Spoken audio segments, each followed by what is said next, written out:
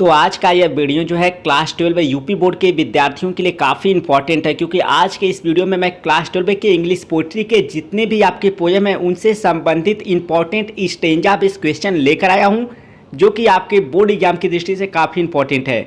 अगर आप इन सभी स्टेंजा बेस्ड क्वेश्चन को अच्छे से तैयार कर लेते हैं तो इनमें से ज़रूर आपको कोई ना कोई स्टेंजा बेस्ड क्वेश्चन आपके इंग्लिश के पेपर में देखने को मिल जाएगा। जैसा कि आप लोग जानते हैं कि इंग्लिश के क्वेश्चन पेपर में इंग्लिश पोइट्री से दो तरह के क्वेश्चन पूछा जाता है।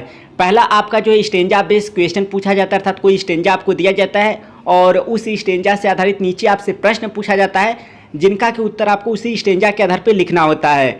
और इसके अलावा आपको एक सेंट्रल आइडिया का क्वेश्चन जो है पूछा जाता है इंग्लिश पोइट्री से। तो मैंने ऑलरेडी आपका इंग्लिश पोइट्री से जितने भी पोएम है सबके सेंट्रल आइडिया ऑलरेडी आपको अवेलेबल करा दिया है, तो आप हमारे चैनल को देख सकते हैं, चैनल पे जाकर, या फिर हमारे वेबसाइट पे भी जाकर देख सकते हैं। तो चलिए मैं आपको जल्दी से क्लास 12 के इंग्लिश पोइट्री के जो भी इंपॉर्टेंट सारे पोएम से स्टेंजा बेस्ड क्वेश्चन है उनको मैं आसानी से आपको सिंपल वर्ड्स में समझा देता हूं, ताकि आप इन्हें अच्छे से तैयार कर लें। और यदि आप इसे PDF के रूप में डाउनलोड करना चाहते हो तो हमारे टेलीग्राम चैनल को विजिट करके वहाँ से फ्री में, बिल्कुल फ्री में डाउनलोड कर सकते हैं। और वहाँ पर मैंने ऑलरेडी इंग्लिश प्रोज के जो है शॉर्ट आंसर टाइप क्वेश्चन का जो PDF है अवेलेबल करा दिया है, आप वहाँ से जाके डाउनलोड कर लें। तो चलिए मैं जल्दी से आपको जो है यह स्टेंजा बेस्ड जो भी क्वेश्चन इन्हें अच्छे से स्पष्ट कर देता हूँ। तो जैसा कि देख सकते हैं यहाँ पर लिखा गया, read the extract given below and answer the question that follow, यानी आ रहे निचोड़ को पढ़िए and answer the questions that follow, और उसके नीचे के प्रश्नों का उत्तर दीजिए। ठीक इसी तरह का निर्देश आपको देखने को मिलेगा। ठीक है, इसके बाद यहाँ पर देखिए स्टेंजा नंबर 1 जो इंपॉर्टेंट स्टेंजा है आपका, मैंने यहाँ पर लिखा हुआ है, वान फीकी पेल पीली में एज जैसे कि अ लेट विंटर्स मून, यानी लेट पिछले, विंटर्स मून यानी जाड़े के मौसम के चंद्रमा, एज मतलब की तरह, wan pale as a late winter's moon यानी पिछले जाड़े के मौसम की चंद्रमा की तरह फीकी और पीली में। अब यह किसके लिए बोला जा रहा है? कवित्री अपने माँ के लिए कह रही हैं। ठीक है, wan pale as a late winter's moon यानी मेरी माँ पिछले जाड़े के मौसम के चंद्रमा की तरह फीकी और पीली में थी। And felt that old familiar एक, और उस पुराने चिर परिचित कष्ट को, फेल्ट मतलब महसूस की, माई चाइल्डहुड फियर अपने बचपन के भय के, और मैं अपने बचपन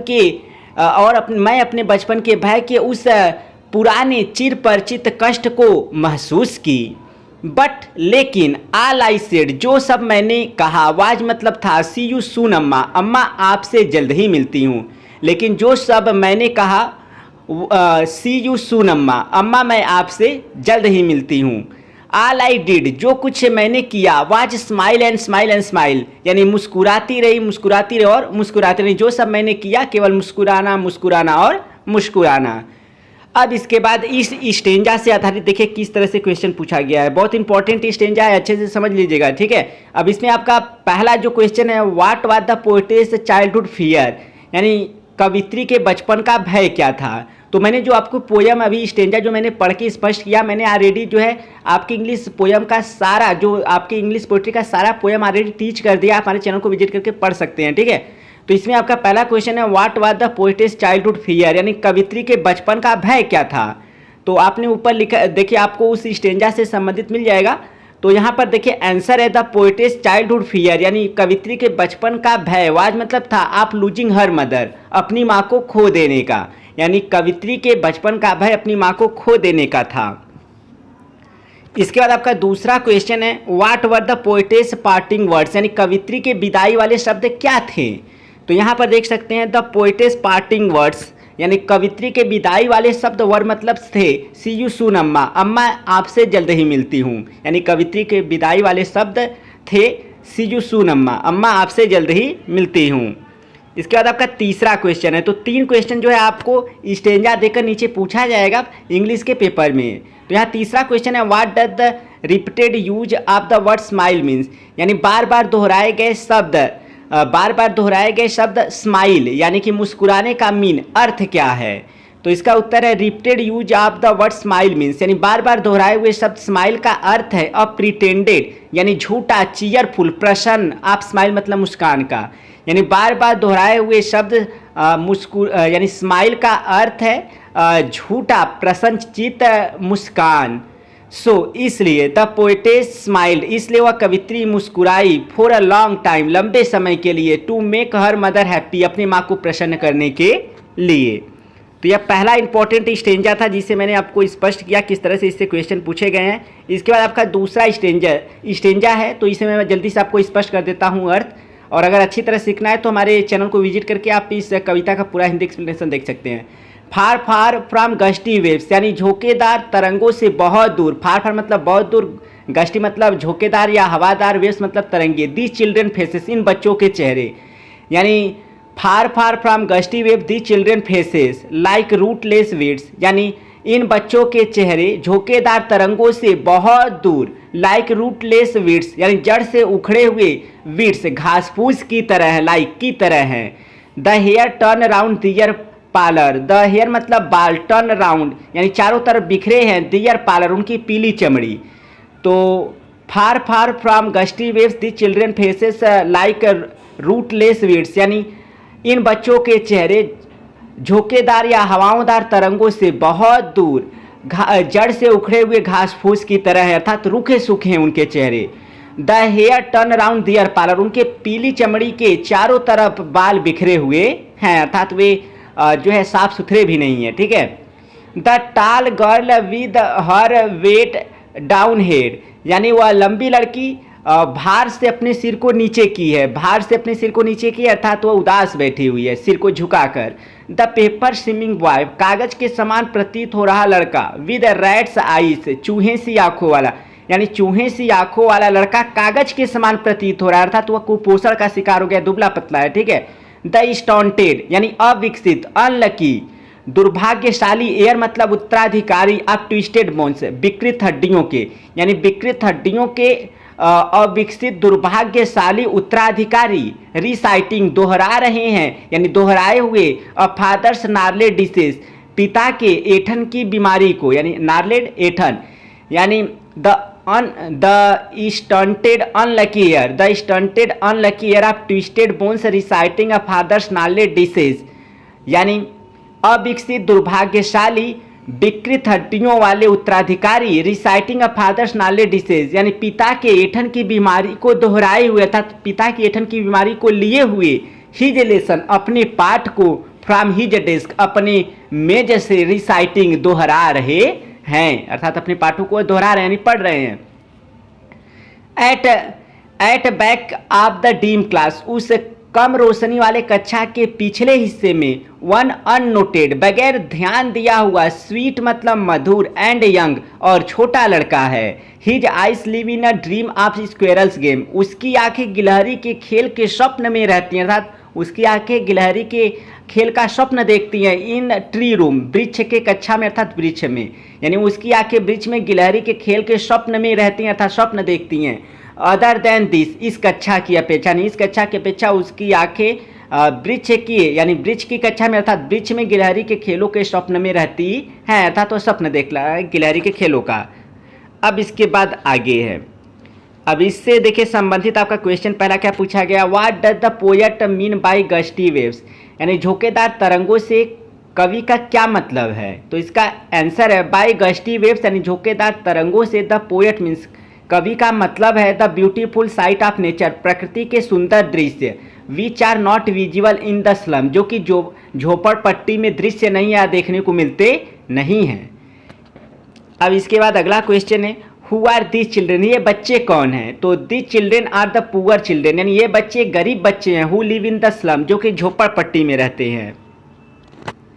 इसके बाद आपका तीसरा क्वेश्चन है, identify the figure of speech use in these lines, इन पंक्तियों में आइडेंटिफाई, पहचानिए, द फिगर ऑफ स्पीच, अलंकार, यानी इन पंक्तियों में अलंकार को पहचानिए। तो इसमें कौन सा अलंकार प्रयोग किया गया आपको ये बताना है। तो अलंकार आपको अलग से क्वेश्चन नहीं पूछा जाएगा, इसी तरह आपको से पूछा जा सकता है, और वह 7 अलंकार जो आपको पढ़ाया गया है वो ऑलरेडी मैंने पढ़ाया हुआ है, तो उसी में से पूछेगा, ठीक है। तो स्माइल, देखिए बार बार इसमें लाइक आया है, तो लाइक जो है सिमिली की जो है वह क्या है, पहचान है। तो simile is use in these lines, यानी सिमिली का प्रयोग इन पंक्तियों में किया गया है। किन पंक्तियों में, लाइक रूटलेस वीड्स, यानी जड़ से उखड़े हुए घास फूस की तरह। The hair torn round their pallor, यानी उनके पीली चमड़ी के चारों तरफ बाल बिखरे हुए हैं। तो लाइक आ चुका है, तो ये आपका सिमिली है। इसके बाद हम लोग बढ़ते हैं तीसरे स्टेंजा की तरफ। तीसरा स्टेंजा है perhaps the earth can teach us, संभवतः पृथ्वी हम लोगों को सिखा सकती है। एज वेन एवरीथिंग सीम्स, जब as perhaps the earth can teach us, यानी संभवतः पृथ्वी हम लोगों को सिखा सकती है। एज वेन एवरीथिंग, जैसा कि जब प्रत्येक चीजें सीम्स डेड, यानी मृत प्रतीत होती हैं, and later proves to be alive, तो बाद में जीवित सिद्ध हो जाती हैं। तो जैसा कि आप लोग बीज को देखते हैं, पहले लगता है कि मृत है, लेकिन बाद में क्या हो जाता है, उससे अंकुरित हो जाता है, जीवित हो जाता है। Perhaps the earth can teach us as when everything seems dead and later proves to be alive, यानी संभवतः पृथ्वी हम लोगों को सिखा सकती है, जैसे कि प्रत्येक चीजें जब मृत प्रतीत होती हैं या निर्जीव प्रतीत होती हैं, बाद में जीवित सिद्ध हो जाती हैं। Now I will count up to 12, अब मैं 12 तक गिनती करूंगा, एंड यू कीप क्वाइट, और आप शांत हो जाएंगे, एंड आई विल गो, और मैं चला जाऊंगा। इससे संबंधित देखिए अब यहाँ पर क्वेश्चन पूछा गया है, what lesson can the earth teachers, यानी पृथ्वी हम लोगों को क्या पाठ सिखा सकती है या क्या क्या सबक सिखा सकती है।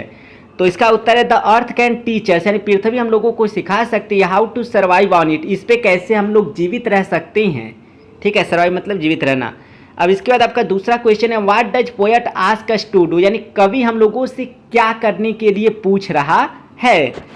तो कवि हम लोगों से क्या कहने के लिए पूछता है, तो इसका उत्तर है द पोएट आस्क अस, यानी कवि हम लोगों से पूछता है या कहता है टू कीप क्वाइट, यानी शांत हो जाने को या शांत रहने को, फॉर अ मोमेंट, एक क्षण के लिए, टू इंस्ट्रोस्पेक्ट, यानी आत्म मंथन करने के लिए, अस मतलब अपने आप का, एंड टू प्लान, और योजना बनाने के लिए, फॉर अ बेटर टुमारो, अधिक अच्छा आने वाले कल के लिए।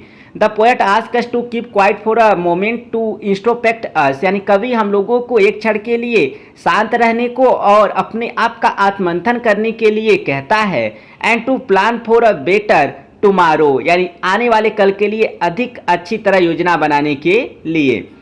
तो एक बार फिर से, the poet ask us to keep quiet for a moment, यानी कवि हम लोगों को एक क्षण के लिए शांत रहने के लिए कहता है, टू इंस्ट्रोस्पेक्ट अस, यानी अपने आप में आत्म मंथन करने के लिए, एंड टू प्लान, और योजना बनाने के लिए, फॉर अ बेटर टुमारो, आने वाले यानी आने वाला कल अधिक अच्छा हो, इसके लिए योजना बनाने के लिए हम लोग को क्या कहता है, कवि कहता है।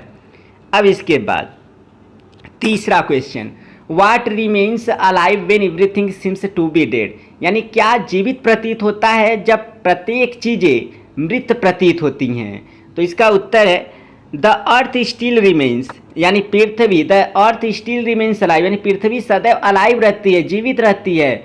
When everything seems to be dead, यानी जब प्रत्येक चीजें मृत प्रतीत होती हैं। Life never ends on the earth, यानी पृथ्वी पर कभी भी जीवन समाप्त नहीं होता। यह आपका जो है तीसरा इंपॉर्टेंट स्टेंजा था, वो मैंने स्पष्ट किया। अब चौथा स्टेंजा जो इंपॉर्टेंट वह बता देते हैं हम।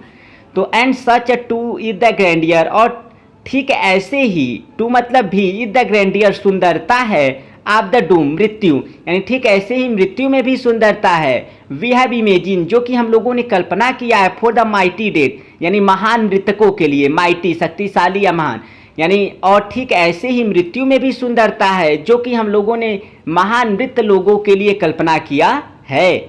आ लवली टेल, सभी प्यारी कहानियाँ, दैट वी हैव हर्ड, जो हम लोग सुने हैं, और रीड अथवा पढ़े हैं।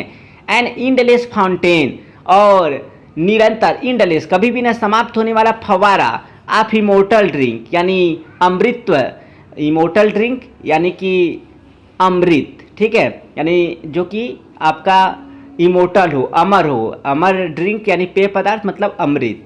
तो and such two is the grandeur of the Doom, और ठीक ऐसे ही मृत्यु में भी सुंदरता होती है, ग्रैंडियर मृत्यु में भी सुंदरता होती है। We have imagine for the mighty dead, जो कि हम लोगों ने मृत, महान मृत लोगों के लिए कल्पना किया है। आर लवली टेल्स, सभी प्यारी कहानियाँ, दैट वी हैव हर्ड और रीड, सभी प्यारी कहानियाँ जो हम लोग सुने अथवा पढ़े हैं, उसमें भी क्या है, सुंदरता है।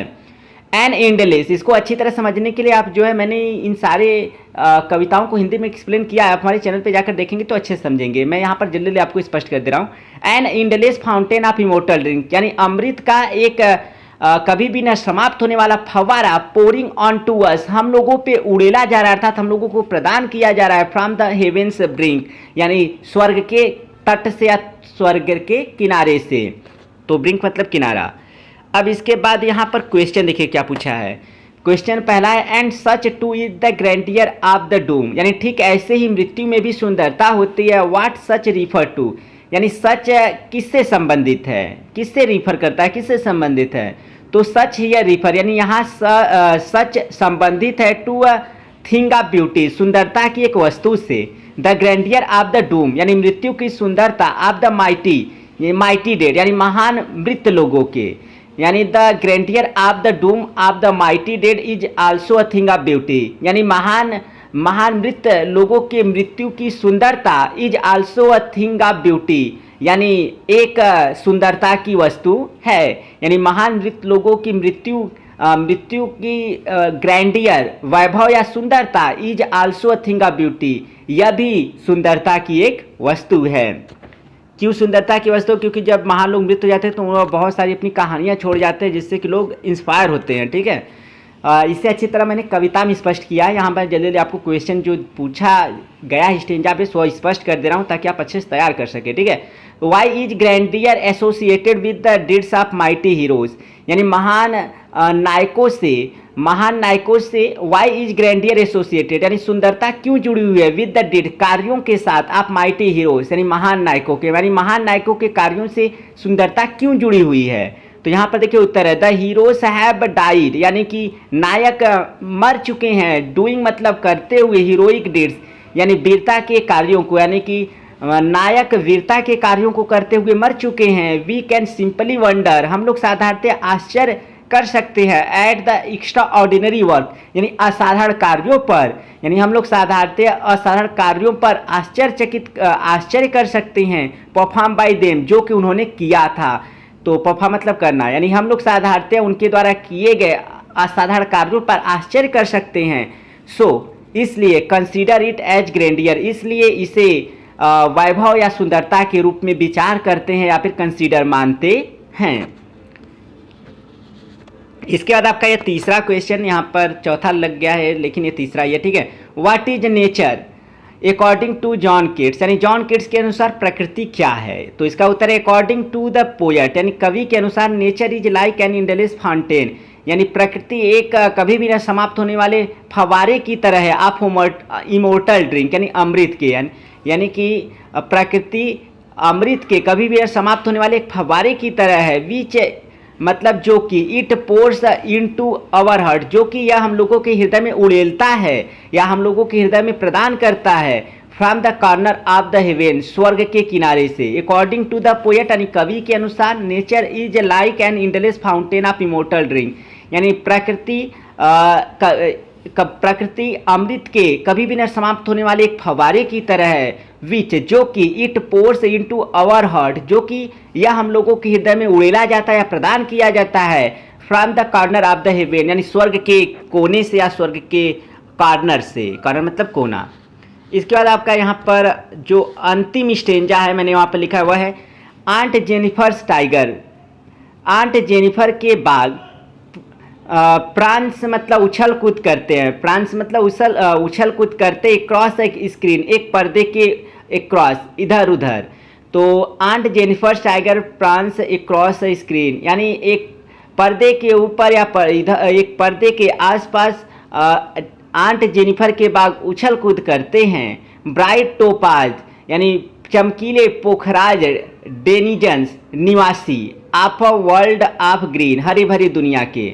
तो aunt Jennifer tiger prance cross the screen, यानी पर्दे के इधर उधर आंट जेनिफर के बाग उछल कूद करते हैं। Bright topaz denizen of a world of green, जैसे कि एक हरी भरे दुनिया के पुखराज जैसे चमकीले निवासी हों।